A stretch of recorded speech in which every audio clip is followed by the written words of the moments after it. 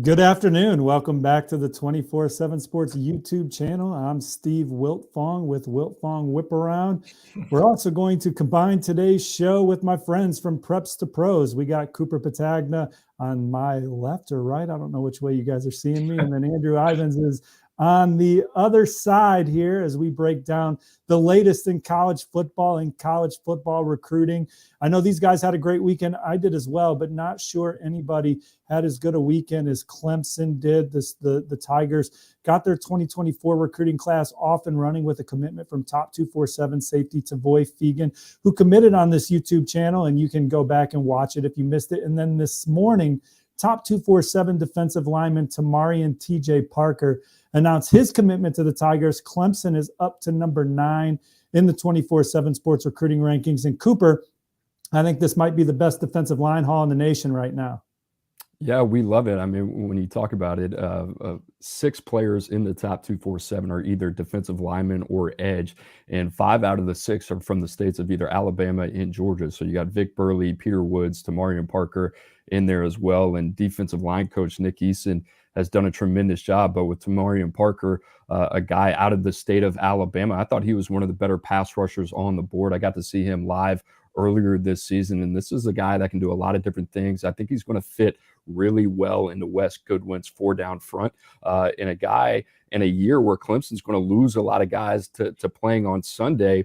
This was a big year for them in terms of what they're bringing in. We know they don't really lean on the transfer portal, so that's why you see 6 guys, very talented guys, all 6 in the top 247, as I alluded to earlier, and Tamarian Parker, a really nice cherry on top here. Andrew, Tamarian Parker has 38.5 career sacks. You put him on a defensive line moving forward with a guy like Peter Woods, who is as high-motored a player in the country. And then Vic Burley out of Warner Robins, Georgia there, number 2 defensive lineman in the top 247. These are guys that I think physically can come in and give Clemson some downs in year 1. Absolutely. I think they're all guys that can be on the back end of the rotation. You mentioned that group right there. I mean, they're all big functional athletes that can be molded really into whatever. I think there's some scheme versatility there, and that's kind of the name of the game. When you get into the late in the season, when you get late in games, you want guys that can do a little bit of everything else. And Tamarian Parker, I think you can play him inside, outside early on in his career. He's probably going to trend towards more of that interior lineman long term. But when you get these freshmen on campus, you don't really know what, you plug and play, see what they can do. We're seeing it across college football right now on Preps to Pros. We've been talking so much about freshman running backs and them, getting on the field early. I also think defensive line's an area where you can come in and make an impact day one. I just want to go back to Nick Eason. Cooper brought him up, Clemson's defensive line coach. This is one of the biggest hires, I think, of last year's coaching cycle, right? Dabo normally keeps everything in-house, doesn't really go outside the tree. And I know Nick Eason graduated from Clemson, but he was a guy that was at Auburn.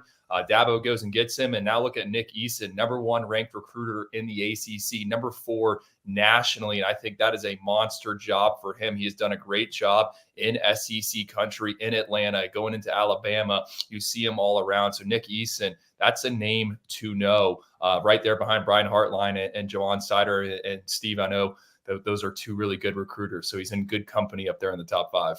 Absolutely. And Lemansky Hall shouldn't go overlooked either on that Clemson staff, particularly recruiting those edge rushers. And Coach Goodwin, Hall, Eason, and obviously Dabo Sweeney, they have a great chemistry on the trail. And those guys at Clemson, they just always know the message. And again, defensive line, what a major position of need for the Tigers. They could lose Brian Brzee, Tyler Davis, guys like Miles Murphy after the season here. And so they'll need some instant replenishment to bolster up a defense that's one of the best against the run in the country, number 12 nationally right now. Take out that Notre Dame game, and they're much higher.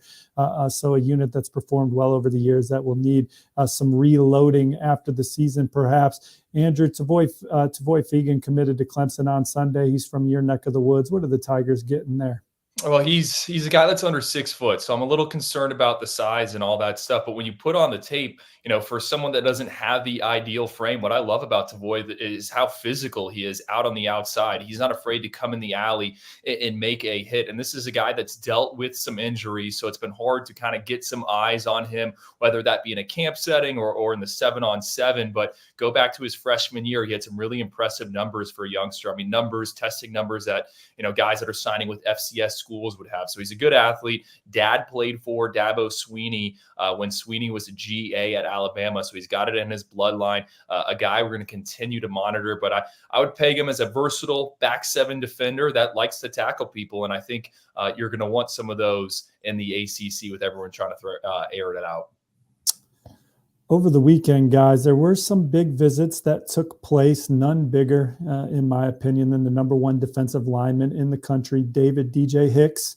He was in Bedlam for Oklahoma's victory over Oklahoma State, the first Bedlam of the Brent Venables era. Goes about the way every Bedlam has gone here in the Mike Gundy era, with the Sooners getting a win there, jumping on the Cowboys early, scoring 28 in the first quarter, and rallying and holding on there behind a great defensive effort, really one of the best defensive efforts of the season for Oklahoma, a defense that ranks 112th nationally. That is certainly not what Brent Venables is used to, Cooper, but David Hicks and his family took an official visit there. He nearly committed to Oklahoma at one point in the process, but ended up riding with Texas A&M, the program that led the longest for him. He's going to take an official to A&M December 16th weekend, which is what's going to be a big recruiting weekend for the Aggies. Was at Oregon last weekend, and his dad told me, hey, anytime a recruit comes back from Oregon, that's kind of where they want to go. So I think all 3 programs are still alive down the stretch. His dad says that he's still with A&M for now, but obviously going over his options here. For David Hicks here, obviously would be big for any of these programs. Yeah, it'd be huge, and especially starting with Oklahoma. You mentioned Oklahoma was really kind of the favorite earlier in the year when David Hicks made that decision. It was kind of a shocker that he decided to go with Texas A&M, but this would be an excellent addition for Brent Venables in a class that right now, if you're an Oklahoma fan, the way the season has gone is kind of what you're hanging your hat on, a top 10 class, and Brent Venables' first season. And you talk about that defensive line, what they've done up front already. PJ Adebawore, certainly one of the more traicier players in the country nationally. They get him out of Kansas City, Missouri. And then also you have Derek LeBlanc out of the state of Florida as well. If you're able to add a guy like DJ Hicks in the middle, 6'4", 270 pounds, versatile, especially with the Sooners heading to the SEC here in a couple of years, that would be the probably biggest addition for Brent Venables in this class, which is saying a lot. So Oklahoma, obviously in the mix for him. And when you look at Oregon and what they're trying to do, they're really trying to take something that is quite simple in terms of the recipe of the Georgias, in the Alabamas, in the SEC, this height, weight, speed philosophy, and apply it out west. The issue is premium positions like offense and defensive line, big bodies are hard to find. So you have to go to places like Texas to pull a DJ Hicks every once in a while. And that's a big one. That's why they're in it. Defense coordinator Tosh Lupoy certainly involved in that one as well, as along with Dan Lanning. That would be a huge get in Pac-12 country for Oregon. And if you're Texas A&M and Jimbo Fisher right now, the season has gone completely sideways. You're looking for any type of positive momentum. You're just hanging on for dear life right now, hoping you can keep a guy like DJ Hicks in that room and already join a very up-and-coming and one of the more talented defensive line rooms in the country. Oklahoma, they're in the conversation for the number 1 defensive line class in the country. We obviously talked about Clemson at the top, but they landed a verbal from Ashton Sanders from Los Angeles, California over the weekend. 82 tackles, 22 stops for loss, 10 sacks, and 56 quarterback hurries as a senior out there. Another disruptive player that Venables, he wants guys that have proved it on high school film, right? It's not a lot of projection with him. He's looking for great players that do it on Friday nights, and that was another pickup for them.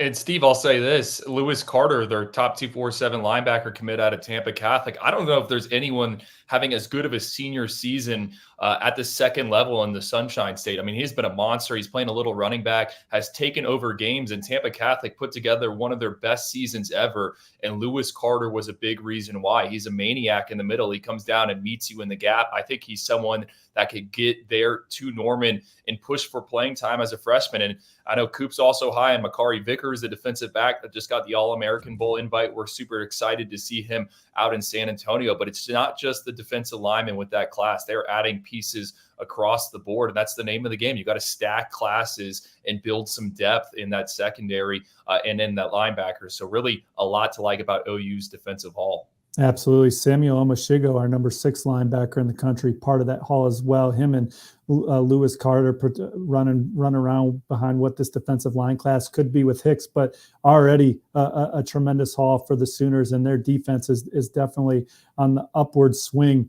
Notre Dame, they hosted top 247 quarterback Kenny Minchey over the weekend. I know we both have talked about it on our respective shows, Whiparound and Preps to Pro, but I really love Notre Dame's position here for Kenny Minchey. I think they're really closing in on a commitment from him. Number 3 class in the country. They don't have their commitment. At one point, Notre Dame was the leader for Jackson Arnold. At one point, they were the leader for Dante Moore. Those did not go their way. They were in it for Austin Novosad a little bit, but Kenny Minchey is their guy, in my opinion. I think he's going to end up in the class. I think it'll be a big pickup for the Irish to add what they already have in the fold, Cooper, which is, in my opinion, a terrific receiver haul and running back haul as well. Yeah, you cannot overlook Kenny Minchey. I know a lot of Notre Dame fans, Andrew and I have talked about this. They're very excited looking ahead to 2024 where they have CJ Carr locked in, and they should be excited. But Kenny Minchey is not just another arm. This is a guy that we really like a lot. 6'1", over 200 pounds, really sturdy frame. I think he's going to be ready to play at the next level. Only played in 4 regular season games this season, was dealing with the shoulder injury, but over that span, 73% completion rate, 11 touchdowns, 1 interception. He played very clean. And the one thing when you watch Kenny Minchey, he's a guy that has a complete command over the offense. And I love his play style, the way he plays, very patient in the pocket, but he's a really good athlete. He's got a 37-inch vert. He's got a sub 4.3 short shuttle, and he's got 10-inch hands as well, which is going to be important when you're playing in that cold weather in South Bend. So I like Kenny Minchey. I like what he brings to the table.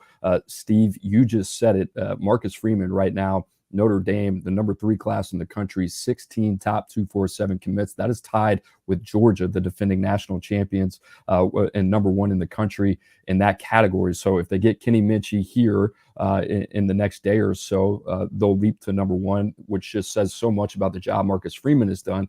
But that being said, quarterback has kind of been the question mark when you look back on this program. And certainly this year, Drew Pine has done a tremendous job over the last 9 games, but they need to get this position right. I see Kenny Minchey as a multi-year starter in South Bend.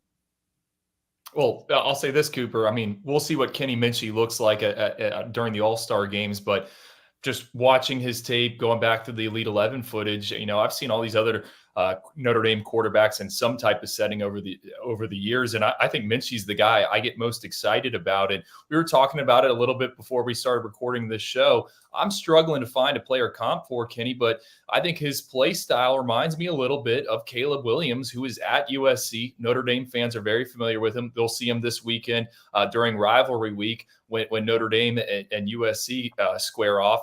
But I think he's a guy that's a better runner than people give him credit for. And he's got some moxie in the pocket. He can make things happen and shows a bunch of touch. So I don't think he's a gap year quarterback. I think Kenny Minchey's a guy that can come in and win games on Saturdays. And I think that's exactly what you want if you're a Notre Dame fan with CJ Carr coming in. We obviously think very highly of Carr, but he's going to need some time. So Kenny Minchey, if he can get in there and develop and start some games, I think that would be huge for Notre Dame. Not just thinking, short term, but long term as well.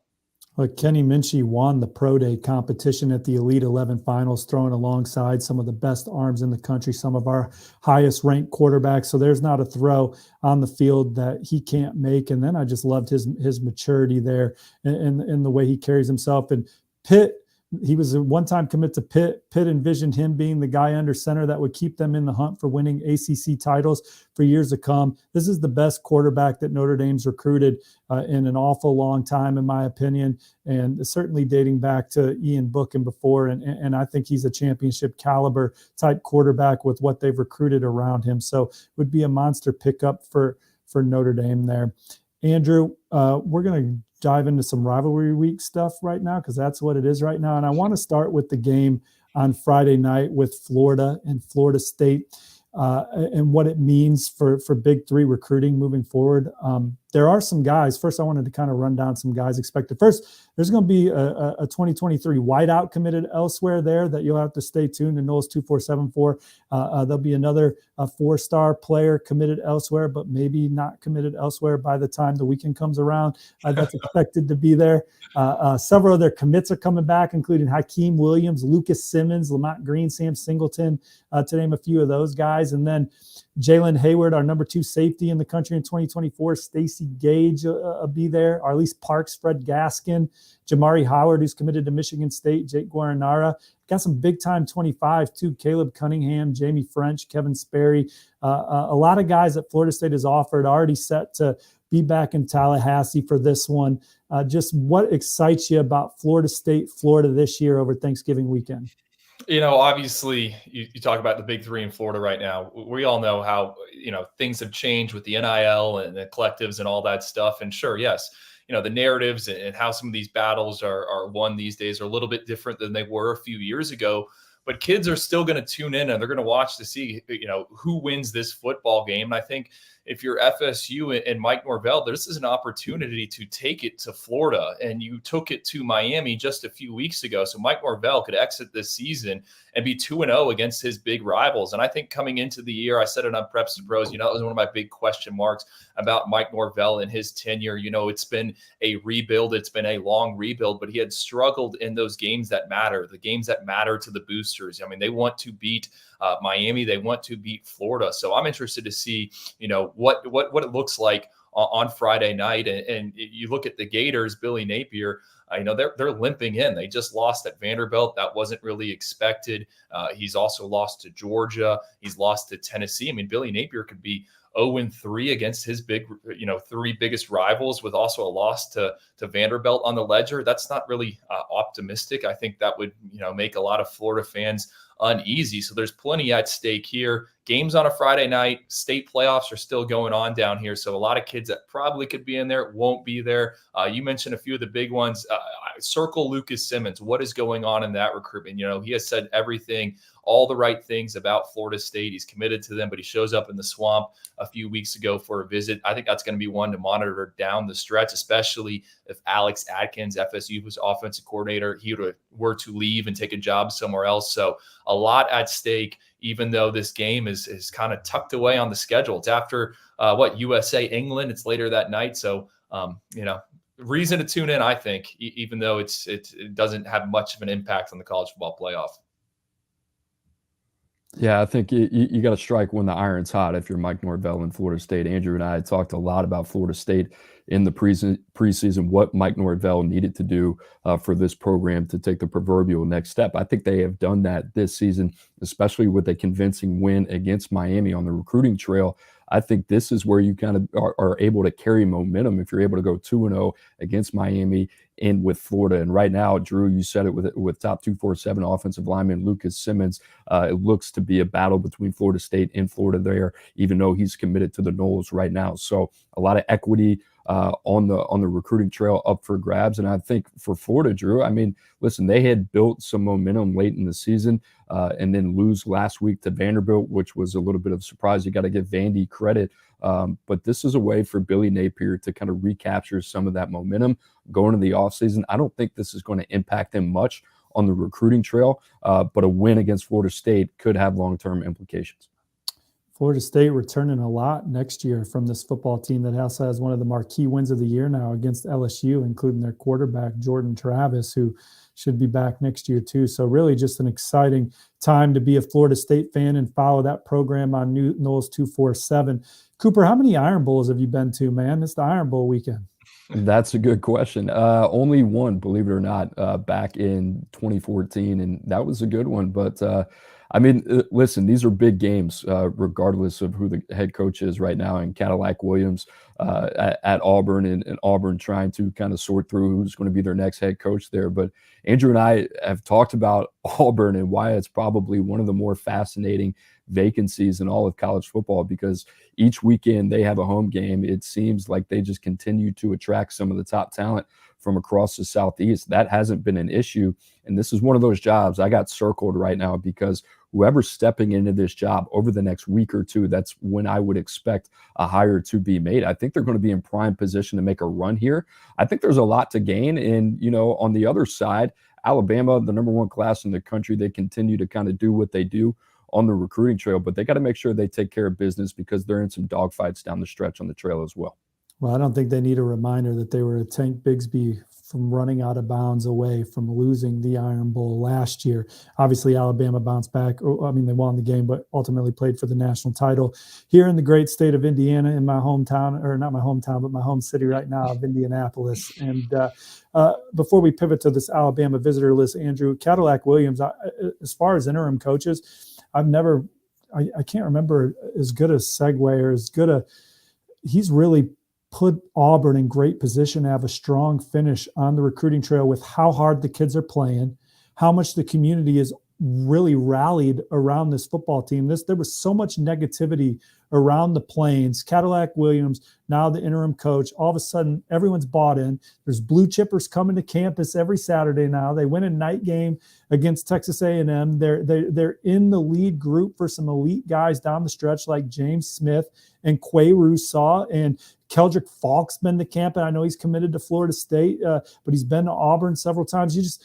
never know what's going to happen with whoever the hire is, but I just want to say this real quick. Cadillac Williams, in my opinion, has shown that he is head coaching material himself, and he should be on the short list of some programs that are looking for a talented, on-the-rise head football coach, because he has completely changed the energy around the program so fast. Andrew, this Iron Bowl list, if you go to Bama Online and look at the visitors, Jaron Hamilton's a receiver from Florida taking his official visit this weekend. Alabama's pushing for him, and it looks like the Crimson Tide are the one to beat there. Yeah, and he had a big playoff game this past Friday. His quarterback, Creed Whitmore, is committed to Mississippi State, had one of the most insane stat lines I'd seen out there. I think he had 5 total touchdowns, 3 interceptions on defense. But Jaron Hamilton was the guy on the other side of the ball that was a beneficiary. And this is a guy that transferred into Buellholz High School to play with Creed Whitmore. And he's got some good track times, not someone that did much of the 7-on-7 circuit or the camp circuit. So flew a little bit under the radar, but he camps in Tuscaloosa. If Alabama works a kid out and they like him, usually, they make a decision to move fast, and that guy ends up in the class. So I could absolutely see Jaron Hamilton ending up as a member of the Crimson Tide. And, they keep trying to bring in wide receivers and figure some of these guys out. The past 2-3 cycles, really, they've hit on some, but there have been some notable misses or some guys we anticipated to play that haven't seen the field. So it's as crazy as this sounds, Alabama and all the guys they got in the NFL, I still think they need to get some influx of talent into that wide receiver room. And this is a guy, Jaron Hamilton, who they feel really good about. Yeah, many of Bama's commits expected back. The best high school football player in the country, safety Caleb Downs, is on Bama Online's list. Justice Haynes, who had a terrific season at running back, on the list. James Smith, Quay Rousseau, Kelby Collins, and tight end Lawson Lucky. That's an interesting one. I could see Alabama flipping Lawson Lucky, Andrew. Yeah, I don't think anyone's really discussing that or talking about it. Todd Hartley, Georgia, he's done an excellent job getting what he's got committed. But Lawson Lucky has taken a few trips to Alabama. That's really not been discussed on the national level. On the flip side, Todd Hartley's also brought in some visitors of his own. Walker Lyons, he's also flirting with Deuce Robinson, Deuce. the 5-star out of Arizona. I mean, yeah, that dynamic. And when Trey Scott, our editor, had us write, storylines to follow into signing day, I actually had tight end as one of them, but it didn't make the final cut. But that is an interesting position. And Lawson Lucky is kind of the kingpin in this whole thing. Where does he land? Bama, they have the number one class in the country. 5-star corner Desmond Ricks is in play. I like LSU, but you never sleep on Alabama. Suntarine Perkins Cooper, he's committed to Ole Miss. What happens with the future of the Ole Miss staff? What happens with Perkins? I know there's been reason to feel good about Bama. There's also been reason to see him stick with Ole Miss. But if there's a coaching change, you got Damari Brown and Ruben Bain, Andrew, expected there this weekend. How Louisville and Auburn, should have mentioned Ruben Bain in the Auburn part. The Louisville and Auburn are certainly in great position for him as well, guys. Well, with Ruben Bain, like Auburn is trying to take as many teammates of Bain's as they can. You know, they just picked up Keon Jenkins, the quarterback. They flipped him from FIU over the weekend. And then Louisville, they have one of his other teammates committed, in Katarius Hicks. That is another interesting one to follow. I mean, we'll see how it shapes up and what are the big battles we're talking about here on December 21st. But I think Ruben Bain's going to be one of them. The two defensive linemen, James Smith, Quay Russaw, those are some more. But yes, Steve, I agree. Ruben Bain's one is an interesting one. And I'll never go back and forget this. When I was talking with Bain's parents a few weeks ago, his dad told me, he's like, you know, you grow up watching Nick Saban on TV, and then he says he wants your son. It kind of hits home. And that has always stuck to me when it comes to Bain's recruitment. Cooper, we talked about Clemson having arguably the best defensive line class in the country, Oklahoma in the running, and certainly Bama's in the running when you look at what they already have in the fold. And they could add Keon Keeley, James Smith, Quay Russaw to that mix. They're recruiting Kelby Collins still. Ruben Bain's on the board. Would be awesome for a guy like linebacker Arian Carter, who I like Alabama for, to play behind. That's for sure. Yeah, pretty crazy when you say those names out loud, considering what they already have in the class. But I mean, James Smith, Jaquavius Russaw, Steve, I know you've been all over those two. I've had the opportunity to get to see them play this season. To me, that is a really interesting dynamic. It seems like those two have some type of infatuation with Auburn. So we'll see what the coaching hire brings there. Maybe Auburn can see some momentum down the stretch. But you mentioned the other one that Andrew and I continue to talk about. We kind of talked about it pre-production, but what happens with Keon Keeley right now? Long thought to be an Alabama lean after he decommitted from Notre Dame. It seems like defensive line coach Larry Johnson at Ohio State has done a tremendous job with him. But Alabama is certainly a player when it comes to the best players in the country who rush the passer, and got to keep an eye on those guys down the stretch. And if there's, you know, one or two teams that I really have an eye on right now, it comes down to the pass rushers, and it comes down to Georgia and Alabama. Steve, I don't know what you think about that, but those are the two squads I see going head to head late here over the next couple of weeks. Certainly, and Georgia's another program that's in the mix for the number one defensive line class in the country. So what are we saying? All the national title contenders are continuing to reload up front. You got guys like Jordan Hall and Damon Wilson. They're out there potentially for Georgia. They're also out there potentially for Ohio State. Ohio State bringing in a talented group of prospects for the Michigan game here, Coop. Joshua Mickens, an edge rusher committed to LSU from Indianapolis. I like the way this is starting to trend for Ohio State. Damon Wilson is returning for an unofficial after taking his official in September. My crystal ball is on the Buckeyes, but I'm not sleeping on Georgia there. Jordan Hall from the Sunshine State. I think Georgia and Florida are probably best positioned. My crystal ball is on Georgia, but Ohio State and Larry Johnson trying to make a move there. Not expected to attend as of right now, at least. Mateo Uagalele, he's got a playoff game against Mater Dei, so no way he'll be there. But I like where Ohio State stands there. So the Buckeyes with a lot of meat on the bone there in the Keon Keeley sweepstakes to really crush defensive line recruiting on the stretch run with Caden McDonald and Will Smith already in the fold. Yeah, well, you said it. I mean, what do all those teams have in common?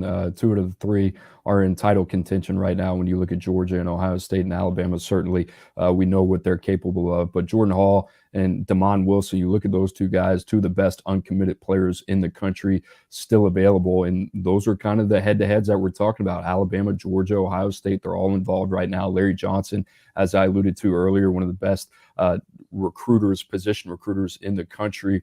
To me, guys like Damon Wilson and Jordan Hall really changed the complexion of a class like Ohio State. These guys are not easy to find. So to be able to go to the Sunshine State and compete head-to-head with teams like Alabama and Georgia and get them in a Big Ten country in the big physical style of play we've seen and how the play has been dictated in the trenches, especially in the game that we'll see this weekend, these guys come at a premium. So right now, this is why these guys get paid the big bucks. But guys like Larry Johnson are in popular demand because of this time of the year. And if they can go down and go big game hunting in a place like the state of Florida and pull a Jordan Hall or Damon Wilson, like I said, it completely changes the dynamic of a class for the Buckeyes.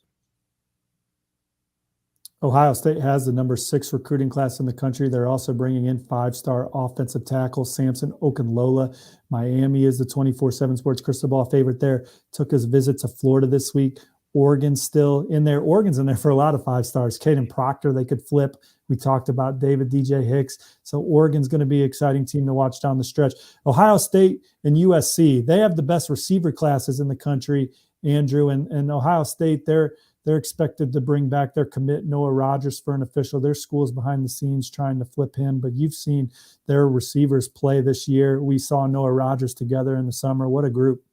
Yeah, and I think Jelani Thurman is not discussed enough. We talk about the receivers, Brandon Ennis, Carnell Tate. I saw Carnell Tate on Friday night, IMG Academy versus St. Francis Academy. He was the difference. 6 catches, 130 yards, 2 touchdowns. You know, we consistently pick apart Carnell Tate in our rankings calls, and then you watch him play, and yeah, he might not be great at one thing, but he's really, really good at everything. And I thought he was awesome. Yards after the catch, just tracking the football, even played a little bit of safety. So big fan of him. Noah Rogers, he was a beast at the OT7 event back there in July. He could end up, being the highest of that bunch. And then Bryson Rogers, he's your 4th receiver. That's crazy. Jelani Thurman, again, the tight end, he's a weapon.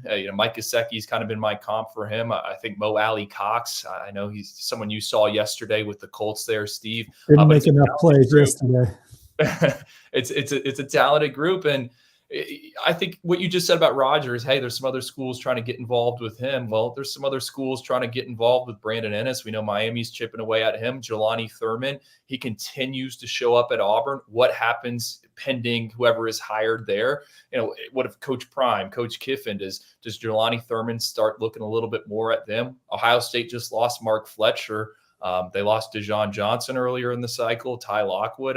I think for Ohio State, yeah, they're going to have these visitors here, but a win over Michigan, ensuring that you're going to have that spot in the college football playoff, that's going to help with the narrative around the program. That's going to help with the vibe and the energy. So I think that's what's at stake. And what do they call it? The big one? The game? I forget what it is.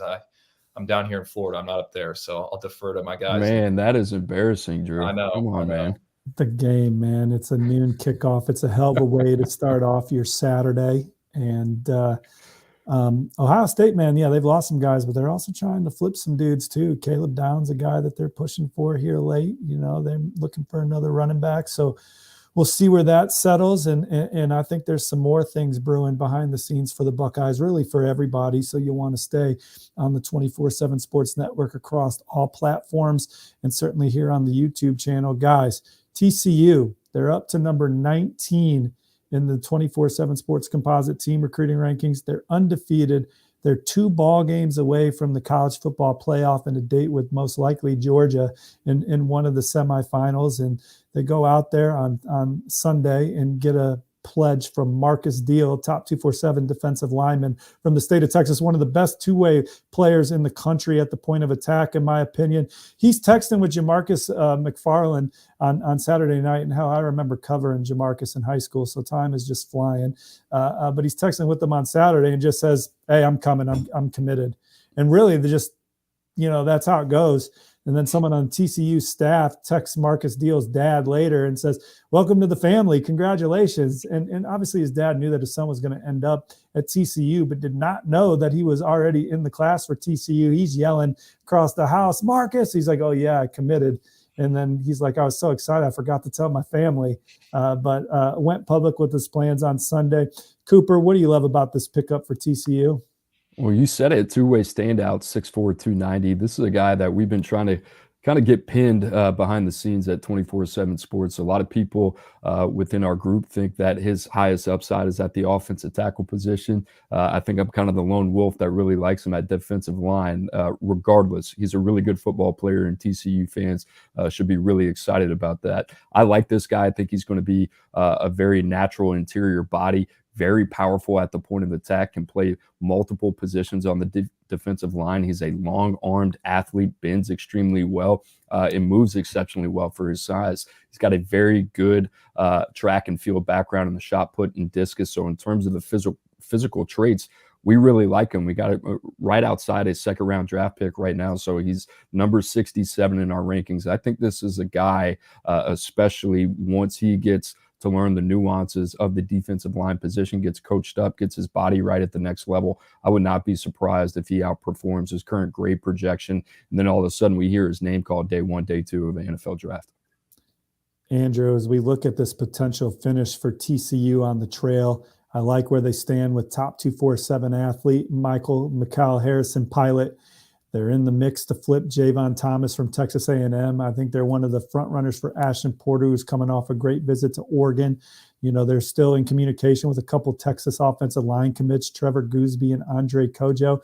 They're battling Vanderbilt for 4-star safety Randon Fondinetti, who just decommitted from Utah recently. I think they're in a good spot for CJ Blocker. Trey Wilson, I believe he was at Marcus Deal's announcement for his commitment on Sunday. Jamel Johnson, my crystal ball is on Ole Miss, but I think I might put it on TCU for 4-star DB that was committed to Texas.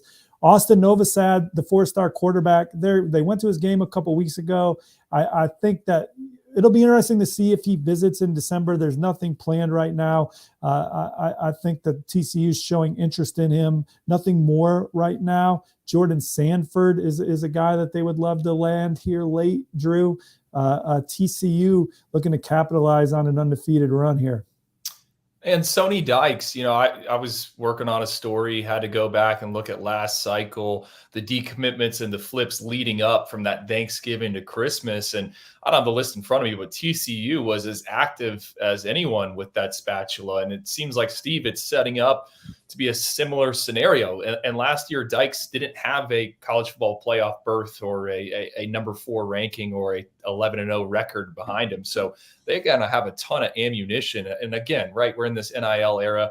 A lot of decisions might be dictated by that, but TCU, in terms of what they've put on the field, what they're doing with their athletes, they're going to have some guys that could potentially go day 1, day 2 of the NFL draft. And I think a lot of kids are going to be attracted to that. I like the uniforms, the purple and the Horned Frogs and all that stuff. So I think they're going to be one to keep an eye on as we get closer to that December 21st, 22nd, and 23rd. And you said Novosad. He's the one that raised my eyebrows when I saw that they had gone and seen him, just because they're still hunting for a quarterback. Yeah, Zach Evans could have been part of this, transferred to Ole Miss, but Keandre Miller has certainly stepped up with almost 1,200 yards rushing and 14 touchdowns, been one of the best running backs in college football this year, Coop. Yeah, and listen, you said it was Zach Evans. I kind of smiled there. I mean, I can't imagine the type of year he would be having in Dallas-Fort Worth. But this kind of reminds me a little bit of the old days of Gary Patterson when TCU was kind of in their heyday. I mean, to me, Drew, this is kind of what you look for if you're TCU. They have benefited from an undefeated season right now, positioned to be in the college football playoffs if it were today. And now you kind of see them late start to make their run on some of the more talented players in the Southwest and in the state of Texas. That's what they need to do. Sonny Dykes has kind of elevated their brand back to where it used to be, and it hadn't been that way for quite some time. I think this is a place that can consistently recruit in the top 15 to 20 year in and year out. So I think what they've done on the field, we're starting to see that kind of translate on the recruiting trail right now. And this is a dangerous team late in the season, especially if they're playing well. But what they're capable of doing because TCU is such an attractive place and program to be. I think it's a great spot to be in if you have some counters that are saved and you're in the national spotlight, because now you're making decisions based on having seen kids go through senior seasons. And we talk about the junior year when it comes to scouting is so important for player development. But as seniors, I mean, there's guys that are emerging all over the country. And if you're full, you're like, oh, well, I can't really do anything. But if you got some spots, you got some bullets to use, man, this is the perfect situation to be sitting in. I think we're seeing it a little bit with UCF as well. They just picked up an in-state kid I really like. That's had a heck of a senior season, and they're doing their homework, looking at guys. So sometimes we praise all these schools for loading up in the spring and the summer, but Then when they find themselves in a situation like TCU, you can't really do anything. You can't burn bridges. So it's just an interesting tactic that Sonny Dykes and that staff have used to take a more reserved approach and turn up the heat here down the stretch. Programs outside of the typical blue bloods that can kind of pick and choose who they want in the portal. I think you look at a program like TCU now, when that portal opens, there'll be a very attractive spot for a difference maker or two as well. And the portal is going to make things very interesting for recruiting down the stretch, boys, because guys that maybe haven't made their decision by the time that portal opens up, I believe on December 5th, maybe you were a take on December 4th, but a player that they didn't know is in the portal in December 5th. All of a sudden they're pivoting to that proven college player. Something to think about for some of these recruits that are out there trying to make a final decision. Maybe your deadline should be a little earlier in the process before schools start fishing in the portal, not knowing what kind of sharks are out there. Oh, I completely agree. I mean, when you look at that date, when is the portal open? December 5th right now. So you only got a couple of weeks, and I think that more impacts some of the schools at the top of the food chain. But that's certainly a date, and this is the first time we've been through this, right? Where we've kind of had this portal window per se. But I do think that's going to impact, and hopefully a lot of these prospects are kind of educated on that front, or have somebody in their ear that can tell them, listen, if you like this opportunity wherever it is, and right now they're willing to take your commitment, now is the time to make sure that you verbally communicate that and save your spot before signing day. Hell, even though like some of the 5 stars, I mean, like if you're Georgia or you're Alabama and you got a chance to get a 5-star player here at the end of the cycle, but it's a 5-star caliber college football player in the portal, that's a tough decision too. Now you only got so many, so it's this portal is going to make some guys that think they have a spot somewhere, it might evaporate really quick depending on who goes in the portal here.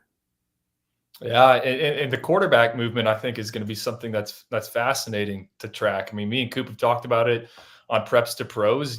How much does a starting quarterback going for NIL money right now? And everyone seems to be hunting and searching for another arm, whether you're at the top of the food chain or you're at the bottom of the food chain. And I think the amount of people that enter the portal, they're just going to test to see what's out there. And we're going to see a high volume.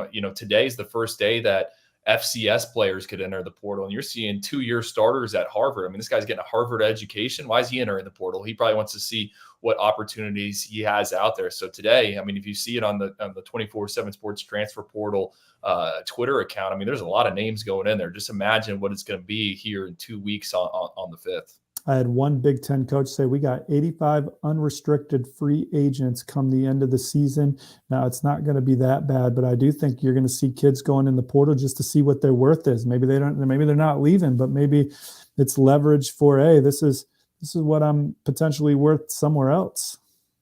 Well, I will say this, Steve, the last point on this, the moment they go into the portal, a program can cancel their financial aid. So it is a little bit of a dangerous game once you start to kind of dip your feet in the water and kind of see what's available for the prospect as well. That's something they got to keep in mind, because you're not always going to have a home in the program that you're testing the waters with. Might see that as an opportunity, and maybe there's somebody that wants to play for them they see as an upgrade. Absolutely. Hey, guys, I'm going to tell you what I'm going to tell all my Twitter followers on Thursday morning. Do not get hurt in your Turkey Bowl game. Whatever game you're playing in your neighborhood on Thursday, stretch, stay healthy. Don't go as hard as you used to here. And I wish you and I wish all of you guys watching the best in your Turkey Bowl on Thursday morning before you eat some bird and watch some really good NFL football before the Egg Bowl. And I appreciate y'all joining us here on the 24/7 Sports YouTube channel for this collaboration between Whiparound and Preps to Pro. I had a lot of fun. I hope we get to do this some more down the road. Absolutely. It was fun for sure.